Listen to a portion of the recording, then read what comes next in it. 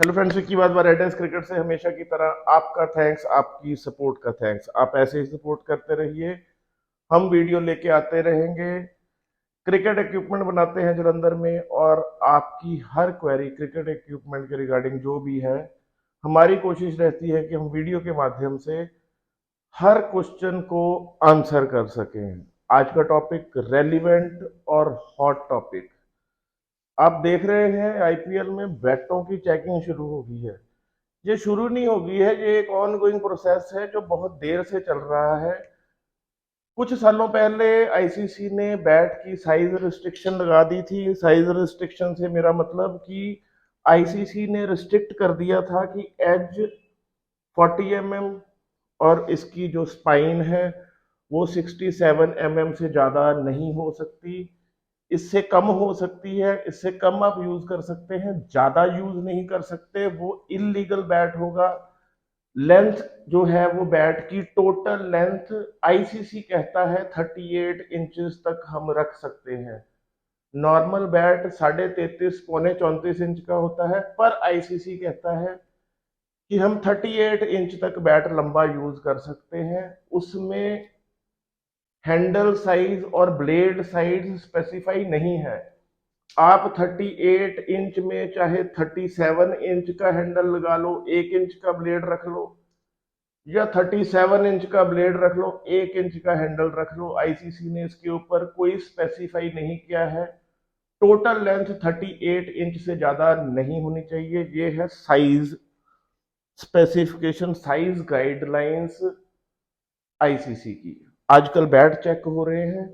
ये एक गेज है, ये किसी कंपनी ने गेज बनाई है जो अंपायर्स के पास होती है, जिससे कि बैट गो थ्रू होना चाहिए। ये बैट इलीगल बैट है, इसमें से गेज पास नहीं हो रही, ना इस तरफ से ना ही इस तरफ से। हमने देखा है कि कोई गेज किसी रैंडम बैट में इस तरफ से फंस जाती है, दूसरी तरफ से निकल जाती है, बट इस गेज से निकलना मैंडेटरी है। जो बैट इस गेज से नहीं निकलता वो इलीगल बैट है। होता क्या आ रहा था? होता ये आ रहा था कि अंपायर्स की ड्यूटी होती थी कि वो जितने भी मैच मैच को वो कवर कर रहे हैं, सब प्लेयर के सब बैट चेक करना, ये उनकी ड्यूटी थी। होता क्या था, प्लेयर्स के किट बैग में 5-5 6-6 बैट होते हैं, और हर बैट का एक स्पेसिफिक पर्पस होता था। स्लॉगिंग के लिए कोई बैट होता था जो मोटा और भारी होता था।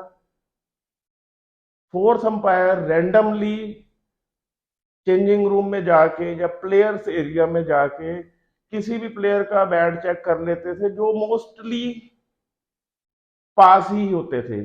कोई उस पे साइन नहीं किए जाते थे कि हाँ जी ये बैट पास है। एक प्लेयर के पास 5 बैट हैं, 4 लीगल हैं, एक हल्का सा फंस गया, वो इलीगल होता था। जो कि कभी नोटिस में आ गया और ये चलन आ गया कि एक बड़ी लीग की डिग्निटी मेंटेन करने के लिए कि कोई ये ना कहे जी इसमें छिक्के इसलिए ज्यादा बढ़ते हैं कि बैट इलीगल होते हैं, उन्होंने इस रूल को स्ट्रिक्ट कर दिया। अब सबके सामने चेकिंग होती है, और हम देख रहे हैं कि कुछ बैट फंस भी रहे हैं। होता क्या है, देखो, जब भी कोई मेकर प्लेयर्स बैट बनाता है ना, तो उसकी कोशिश रहती है कि एग्जैक्ट स्पेसिफिकेशन का ही बने, हल्का भी वो उससे पतला ना हो जाए। उस चक्कर में हम मेकर क्या करते हैं कि 40 की जगह 40.5 या 41 बनाते हैं, 67 की जगह 670 बनाते हैं, जो कि इजीली अगर फंसता हो तो हम उसको बिना कोई औजार के रिमूव कर सकते हैं। कि किसी भी हार्ड चीज से स्पाइन को गोल कर दिया या हल्के से एजेस को गोल कर दिया, तो 1-2 जो हमने फालतू रखा होता है, कीपिंग इन माइंड बड़ा प्लेयर है भाई, उसको क्यों हमने, जो एक लॉ ने हमें एडवांटेज दिया है, उससे महरूम रखना है। तो मेकर पूरी पूरी कोशिश करता था कि एग्जैक्ट 40 बने। उस वजह से कुछ बैट ये प्लेयर्स खुद ही हमें हमसे डिमांड करते थे और हल्का फुल्का ऑल्टरेशन वो खुद कर लेते हैं, मोस्टली कर ही लेते हैं। कोई एक आध बैट रह भी जाता है, ये कोई इतना फर्क नहीं है कि जी गेज से नहीं निकला तो वो 45 mm होगा, वो आधा ऊपर होगा, बस हल्का फुल्का इतना सही फर्क होता है। अच्छी चीज है, आपके पास कोई अनटिल एंड अनलेस आप डिमांड नहीं करते कश्मीर बिल्लो को आप छोड़ दीजिए। मुझे लगता है कि ये अब हर लेवल के ऊपर चेकिंग होगी। आपसे रिक्वेस्ट है कि आप ऑड स्पेसिफिकेशन का बैट कहीं से भी बाय ना कीजिए, क्योंकि उसकी प्रॉब्लम हो सकती है।